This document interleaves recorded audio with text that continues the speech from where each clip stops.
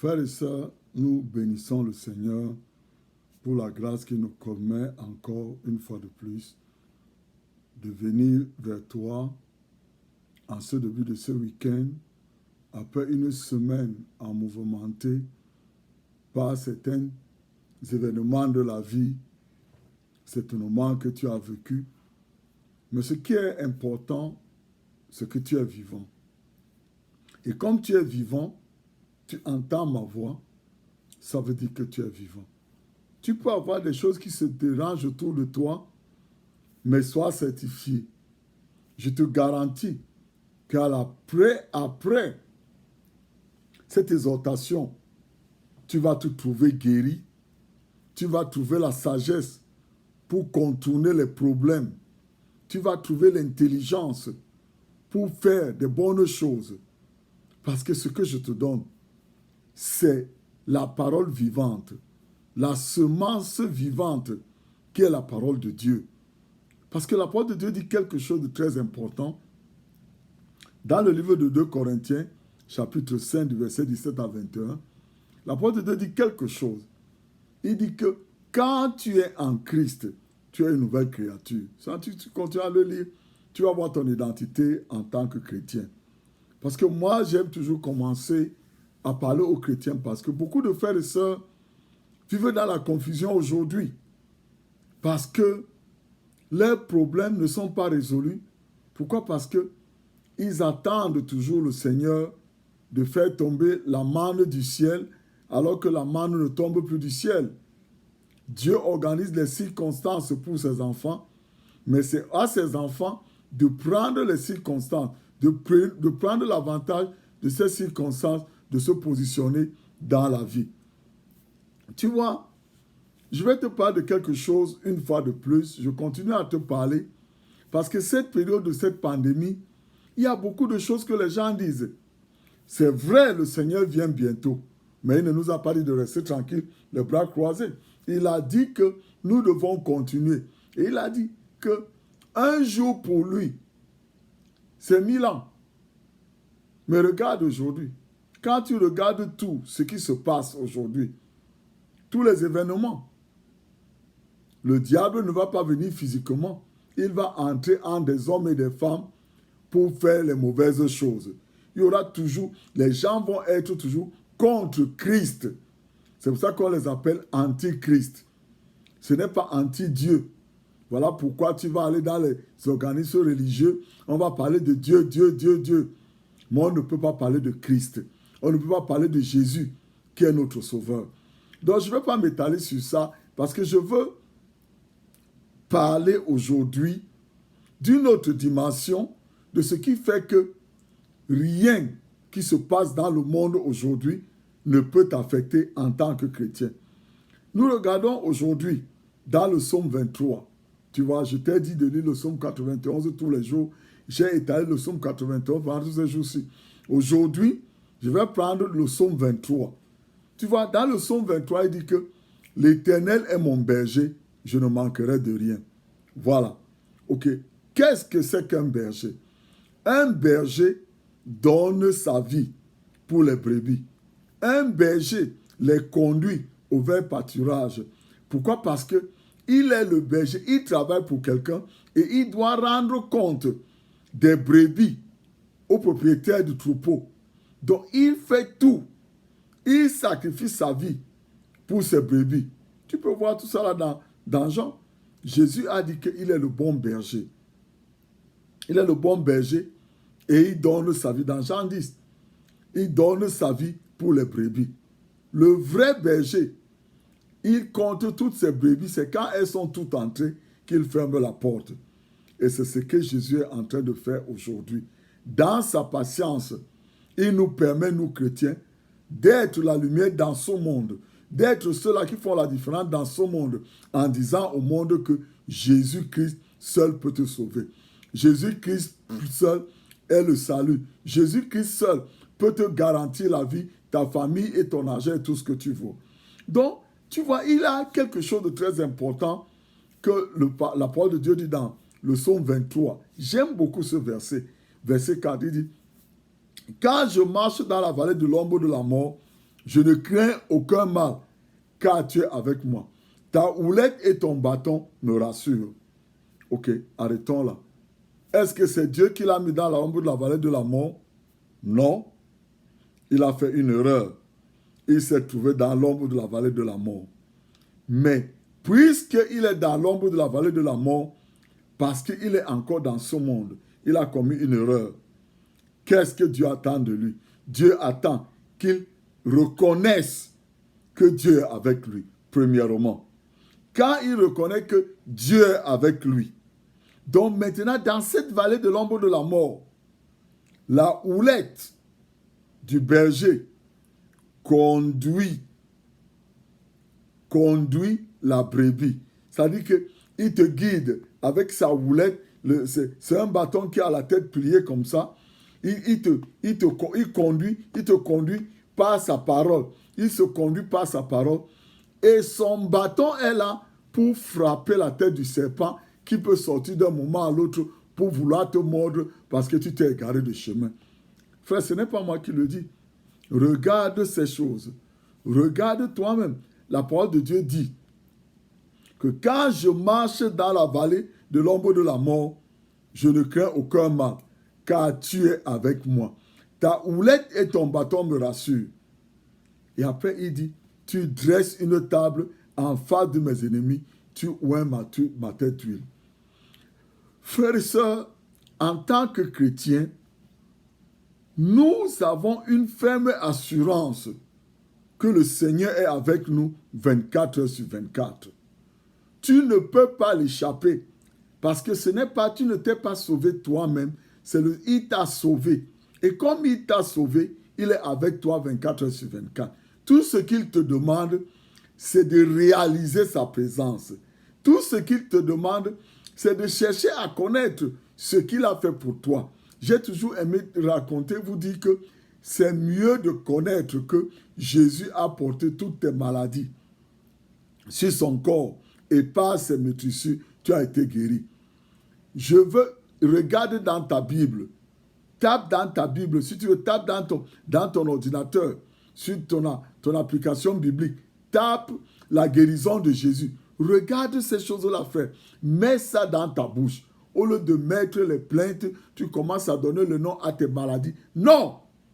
Les maladies n'ont pas le droit de citer dans ta vie. Parce que la parole de Dieu dit que même si, et la parole de Dieu a dit quelque chose encore. Dans Marc, il dit que voici les miracles qui accompagneront ceux qui auront cru. Et quelque part là-dedans, il dit que même s'ils boivent un venin mortel, cela ne va pas les tuer. C'est-à-dire, tu peux manger les mauvaises choses, frère. Mais n'ouvre pas ta bouche pour dire que, oh, parce que tu as mangé ça. Alors, comme tu as mangé ça, voilà pourquoi la maladie s'est venue sur toi. Tu donnes le droit au diable de vouloir venir t'attaquer avec une infirmité ou avec une maladie. Tu dis, j'ai mangé ce truc. Oh, il n'y a pas de problème. Comme je l'ai mangé, la parole de Dieu m'a dit dans Marc 16 que même si je mange un poison, il ne va pas me tuer. Alors, je commande à ce truc, j'annule son pouvoir dans mon corps au nom de Jésus. Et comme ça, tu commences à prier. Si tu peux prier en langue, ainsi de suite, ça va partir. Mais si toi, tu ouvres ta bouche, tu te condamnes toi-même déjà que parce que tu as mangé ceci, donc telle ou telle maladie va t'arriver. Tu n'es plus chrétien. Tu es un homme du monde. Parce que la parole de Dieu a dit que même si tu manges ou tu bois un breuvage mortel, dans Marc 16, va regarder dans Marc 16 dans ta Bible, tu vas voir que la parole de Dieu est claire là-dedans. Donc arrêtons de justifier. Toi là qui me regarde, frère, sœur, arrête de justifier les maladies qui sont dans ton corps. Arrête de les justifier. Oui, c'est parce que tu as fait ceci, tu as fait un mauvais pas. Ok, dans ton pied, oui, tu as fait un mauvais pas, mais il a dit qu'il donne ses anges chargés de te garder partout. Ça veut dire que comme tu as fait un mauvais pas, même comme tu es tombé, tu dis à ton pied, non, pas de douleur. Toi, cette blessure-là, je te commande maintenant, ferme-toi. Et tu ne vas pas apporter aucun malheur sur moi. C'est ce que la parole de Dieu dit. Voilà pourquoi il dit, quand je marche dans la vallée de l'ombre de la mort, je ne crains aucun mal, car tu es avec moi. Qui est avec toi? Le guérisseur, le protecteur, le pourvoyeur, celui qui te protège. Il est avec toi.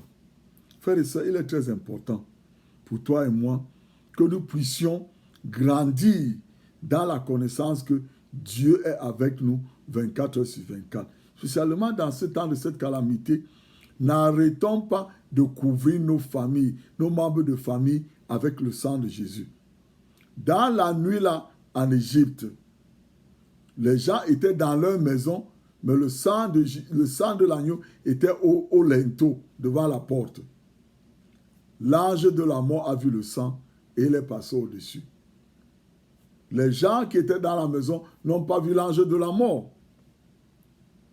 Pourquoi toi tu veux justifier ta protection alors que ta protection est invisible à tes yeux, mais elle est dans ta bouche? Parce que quand tu déclares que le Seigneur est avec moi, le sang de Jésus me couvre, moi et mes enfants et ma famille, l'ennemi voit le sang de Jésus. Dieu voit le sang de Jésus. Toi, tu ne le vois pas. Tout ce que je dis, je ne parle qu'aux chrétiens. Parce qu'il est très important, frères et sœurs, dans cette période de cette calamité, que tu puisses choisir où tu connais que le Seigneur est ton Seigneur, où tu crois que c'est lui qui est ton berger. Quand tu sais qu'il est ton berger, dans le psaume 23, tu vas arrêter de te condamner. Parce que dans tes erreurs, même il est dans tes erreurs. Il est avec toi dans tes erreurs. Et comme il est dans tes erreurs, il est là-dedans pour te délivrer.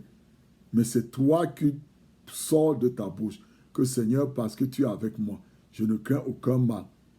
Ta houlette et ton bâton me rassurent. J'ai dit cela parce que quand tu as accepté Jésus-Christ comme ton sauveur personnel, tu deviens une nouvelle créature. Et en tant que nouvelle créature, Dieu veille sur toi nuit et jour. Il donne ses anges de te protéger tous les jours. Mais c'est ce qui sort de ta bouche qui va ou cautionner les anges ou cautionner le diable. Ce n'est pas une compétition.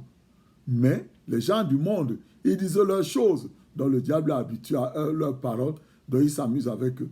Mais toi, comme chrétien, afin de résister pendant ces jours-ci-là, aligne ta bouche avec ce que la parole de Dieu a dit.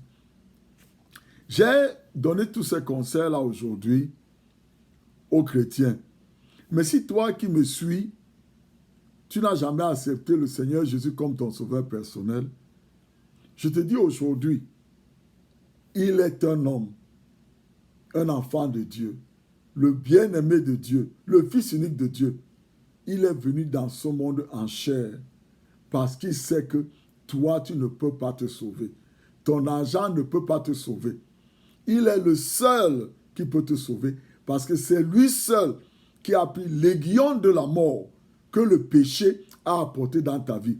Parce que celui qui pêche, c'est déjà l'aiguillon de la mort. L'aiguillon de la mort, c'est le péché. Et quand tu as commencé à pécher, tu es en train de te creuser une tombe pour toi-même. Tu creuses la tombe pour toi-même et pour ta famille. La seule personne qui peut te sauver de cette tombe, c'est Jésus-Christ. Il est le seul qui est venu dans ce monde, qui a vécu dans ce monde sans péché. Et dans 2 Corinthiens 5, 21, tu vas lire là-dedans, tu vas voir que Dieu l'a fait devenir péché afin que toi et moi, nous puissions devenir justes devant Dieu.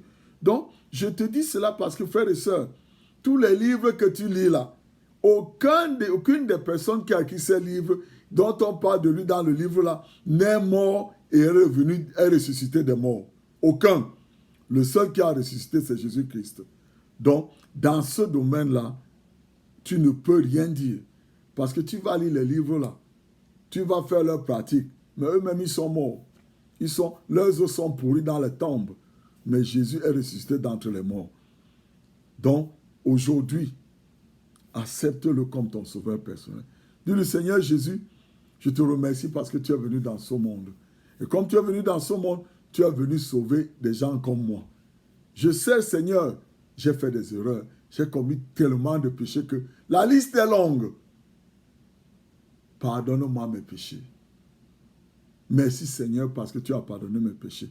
Maintenant que ton sang me lave. Et comme ton sang m'a lavé maintenant, et je me considère que je suis mort avec toi le jour-là, il y a 2000 ans, je suis mort avec toi à la croix. Et quand le Père t'a ressuscité d'entre les morts, il m'a ressuscité avec toi, afin qu'aujourd'hui, je vis par la justice de Dieu. C'est-à-dire que mes péchés, tous mes squelettes, les squelettes de mes péchés sont déjà partis. Ils ne peuvent plus m'affecter parce que maintenant, Dieu me voit juste devant lui.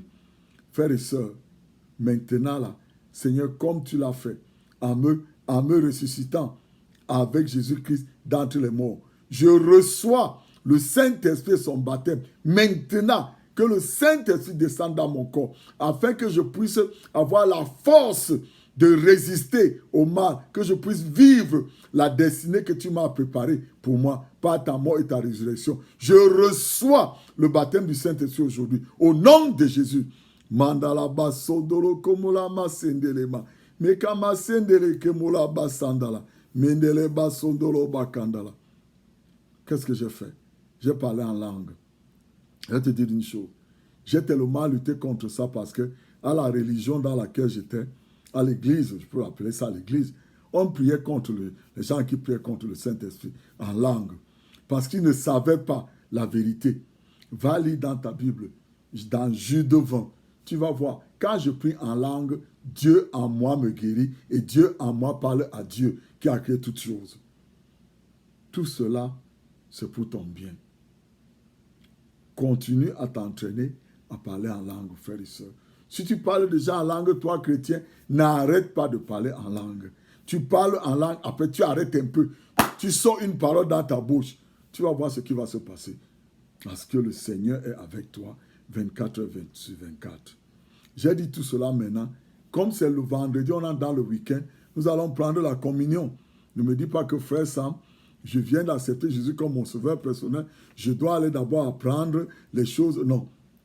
Il n'a pas. L'enfant prodige, quand il est revenu à la maison, son père ne lui a pas dit rembourse d'abord tout l'argent. Ou alors le voleur là à la croix, Jésus ne lui a pas dit oh, maintenant, descends de la croix, va d'abord restituer les choses que tu as volées avant de venir, je t'amène au paradis. Jésus a dit maintenant, je t'amène au paradis. Quel a amené au paradis? Vous les religieux là.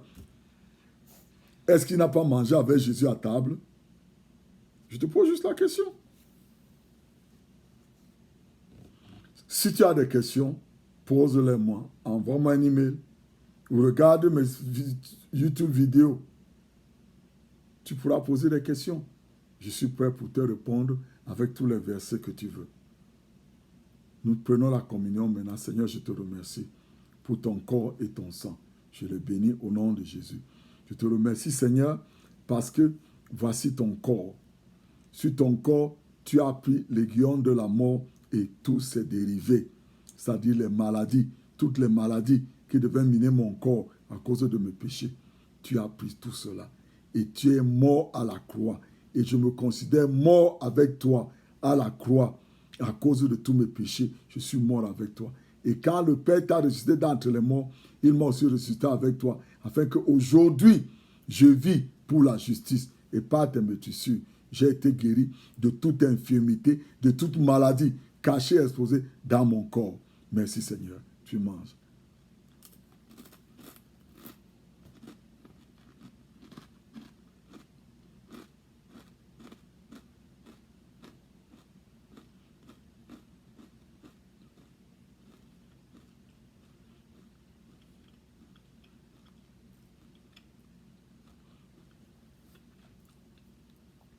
Seigneur, je te remercie pour cette coupe, qui est la coupe de ton sang, que tu as versé pour le pardon de mes péchés. Et par ce sang, tu as ratifié une nouvelle alliance, l'alliance de la justice, avec toi et le Père pour moi. Et comme je bois ce sang aujourd'hui, j'active ma bénédiction du juste, qui est la prospérité, la justice, la bonne santé et tout ce que Jésus-Christ a payé pour moi, au nom de Jésus.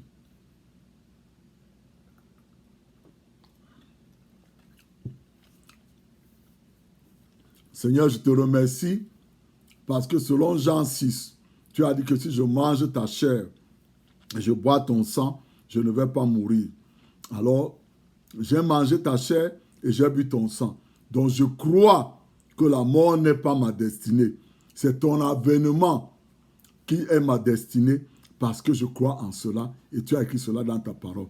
Et dans Jean 6, il continue à dire que si je mange ta chair et je bois ton sang, comme le Père t'a envoyé, le Père vivant t'a envoyé, tu as vécu dans ce monde, tu fais des miracles, des grandes choses. Moi aussi, si je mange ta chair et je bois ton sang, je vais faire des choses et j'en ferai des plus grandes parce que tu es avec le Père. Donc maintenant, Seigneur, je reçois de Dieu le Père la puissance et le Saint-Esprit pour aller partout, faire le bien, guérir ceux qui sont oppressés par le diable et vivre la vie que Jésus-Christ a payé pour moi à vivre dans ce monde. Merci Seigneur et gloire à toi au nom de Jésus. Merci Seigneur. Frère, tu vois, si toi tu venais d'accepter le Seigneur, tu as pris la communion, je te dis que gloire à Dieu pour toi. Si tu es un vieux chrétien qui ne connaissait pas encore ces choses, tu as pris la communion, tu as reçu le baptême du Saint-Esprit, je dis gloire à Dieu pour toi. Tu vois, c'est très important. Raconte à tes frères et sœurs que tu as fait ces choses-là. Tu as pris la communion aujourd'hui et tu penses que tu es guéri. Tu vas voir. La guérison se manifestera dans ta vie. Et comme tu as pris la communion, je commande à tes muscles qui avaient mémorisé ces infirmités-là de s'étendre maintenant, de se réveiller. Tous tes muscles qui avaient déjà été habitués à ces douleurs, maintenant, je les commande de guérir. Je les commande de devenir normal. Que le sang de Jésus est dans ses muscles, dans ses veines, et les réveille maintenant au nom de Jésus. Comme j'ai prié comme ça, essaie de faire tout ce que tu ne pouvais pas faire parce que le Seigneur t'a guéri aujourd'hui. Je prie que le Seigneur te bénisse, toi et ta famille. Je te couvre, toi et ta maison entière, tout ce que tu as avec le sang de Jésus. Et à vendredi prochain, le week-end prochain, merveilleux week-end pour toi et ta famille, au nom de Jésus. Amen.